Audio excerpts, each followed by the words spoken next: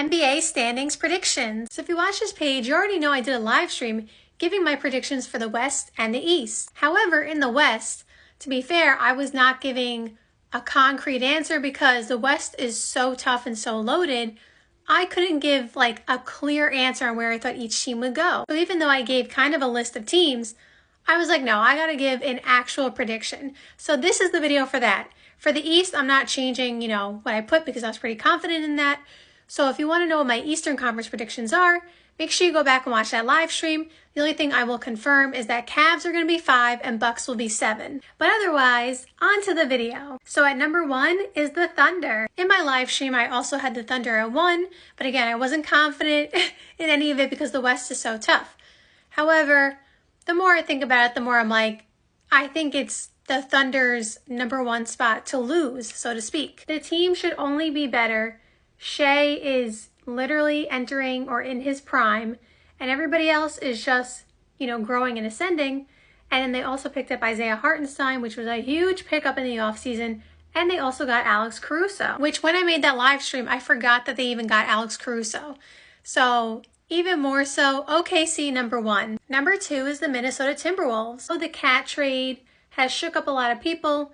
And some people think the Wolves got worse. Some people think they got better. Some people think it's just, doesn't move the needle either way. And while it is going to be very unpredictable, I absolutely love the Donte DiVincenzo pickup because if you don't watch Donte DiVincenzo, you should know that he can shoot the 3, rebound the ball, play defense.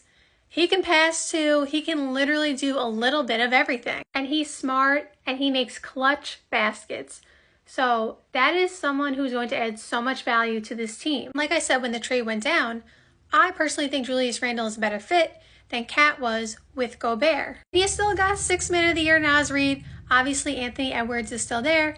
And so while this team is going to be a little bit unpredictable to start with the new addition of Julius Randle, I do expect them to still be near the top of the West. Number 3 is the Memphis Grizzlies. This is probably one of the more, shocking picks, if you want to say. But the Memphis Grizzlies, I'm sorry, I talked about this in my live stream as well.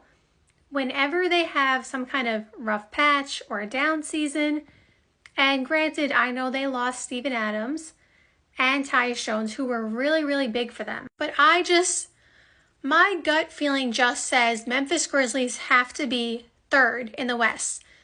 Every time they come back stronger, better, and they make wins happen. And so there's no reason for me to believe or not believe that they won't be a top 3 seed because if Ja is still the same and Jaren Jackson is still the same and Desmond Bane is still the same and Brandon Clark should be back and healthy, why can't they be top 3? One of the biggest reasons as to why I have the Grizzlies 3 is while their bench may not have the big star names on it, every single one of them come in and do the right thing and make things happen and make wins happen.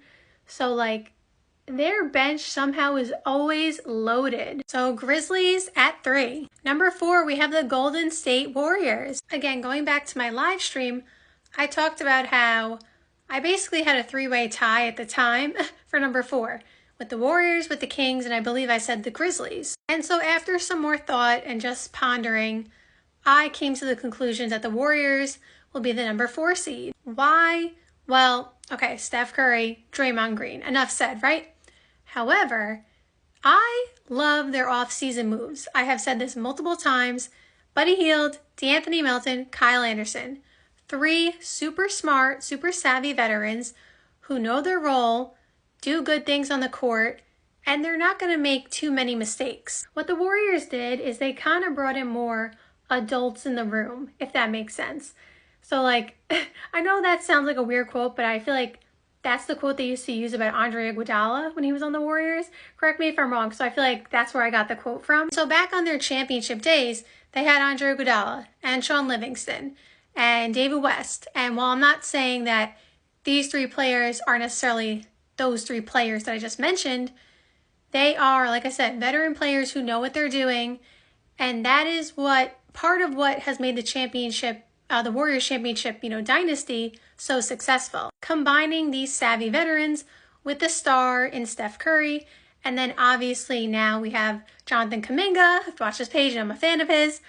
And he should be at a somewhat all-star level this season. And Andrew Wiggins should have a bounce back year. So Warriors, number 4. Number 5, we have Denver. This was the one pick on my live stream where I said, I have Denver locked in at 5. I feel confident on it, and I still feel confident on Denver at 5. Too much, losses in KCP, Bruce Brown and Jeff Green from the prior season, and their depth just took a huge hit, and KCP was so important to this team. But you still have Jokic, Jamal Murray, Aaron Gordon, and Michael Porter Jr.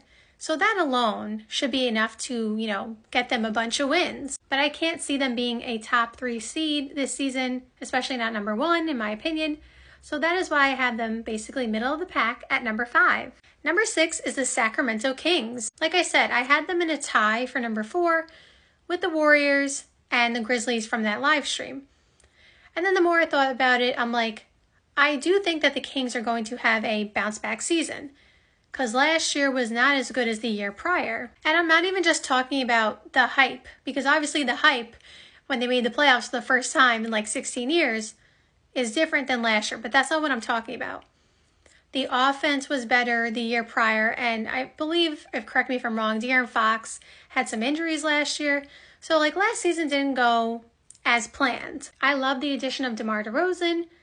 I do think they're going to overall be better suited for the playoffs. But I do think similar to how, other teams incorporating a big player, DeMar DeRozan is a star caliber player. And so I do think he fits, but they're going to have to work out rotations and all that kind of stuff. And so overall, I think they're going to have a solid season. But because the West is so loaded, I think they finished at 6th, because I still think this team needs some more defenders as well. But that is something they'll need to address in the offseason, but I think they need to be a top 10 defense if they want to, start putting themselves to compete for some kind of championship. Number 7 is the Dallas Mavericks. This is probably the team who took the biggest hit from my live stream. But here's the thing, and I said this in my live stream. I feel like I was being, I don't know what the word is, peer pressure is not the word, but just everyone was hyping up the Mavs because they just made the finals and they picked up Klay Thompson and, everything that they did. And I loved the addition of Daniel Gafford last year and PJ Washington, and I loved Derek Lively. So I do like all the moves that they have been making. But in the live stream I said, are we overhyping the Mavs just because they made the finals? And that's not to take away from what they did or their roster or their team construction. But to me, and we already see some injuries piling up, which doesn't help my prediction either. But Dante Exum might have to have surgery, and Luka already has an injury. And that's not necessarily why I'm putting them at 7, but like I said, it doesn't help. I don't know, similar to the Grizzlies, I just have this feeling the Mavs are going to be 7. I don't know, that's all I can tell you. And number 8, this was a really, really tough one because I had the Rockets at 7 last time. And I still really like the Rockets roster. Ime Udoka is such a good coach. It's hard for me to not have the Rockets number 8. I really wanted to put them in, but I said I was going to make a solid list and I was not going to be like, this team and this team could be that spot. No, we're going to make a list that is completed. And I just can't doubt Victor Wembanyama paired with Chris Paul. You're probably like, what does that mean?